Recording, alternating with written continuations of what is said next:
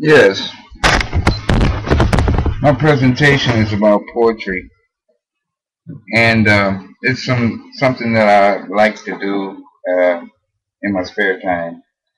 I couldn't really think of anything else to come up with, so I'm going to share with you a little poetry, and it's a story about a man who was on a path of knowledge, and he was seeking answers to the ways of life and the things that happen in life.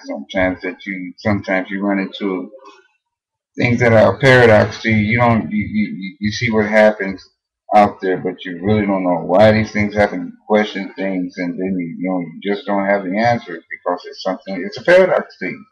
It's beyond your knowledge, wisdom, and understanding.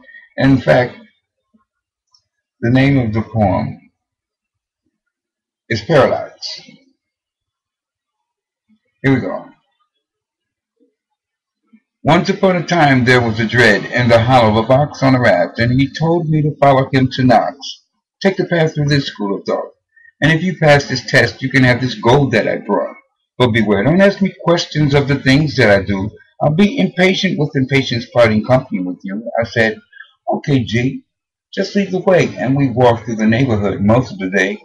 Come across a kid sitting on a fire hydrant, playing with a yo-yo, fresh, a tyrant. The dread put out a gat, and without hesitating, he gunned the lad down. His mom was waiting. I said, okay, G, what'd you do that for?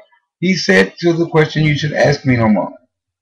Follow me if you want your weight in gold. And I said to myself, Lord, this cat is cold. Then we saw a criminal robbing the candy store, knocking little kids around all over the floor.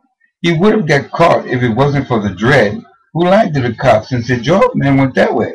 I said, okay, G, what you do that for? And he said to the question, you should ask me no more.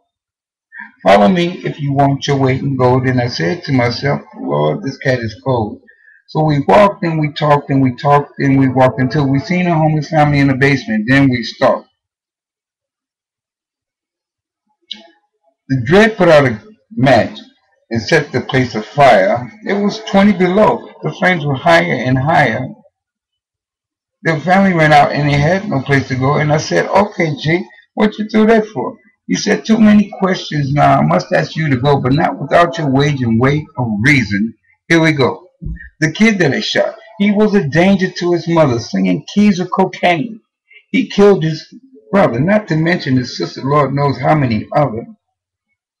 And the cook that I shot, from the cops at the candy store, the one that knocked the kids around all over the floor. They were working for the pigs, selling crack, but not no more. And the homeless, there was no hate.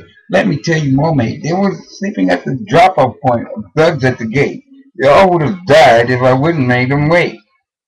So there's your golden weight of every kind of knowledge. What you see and what you get on the surface.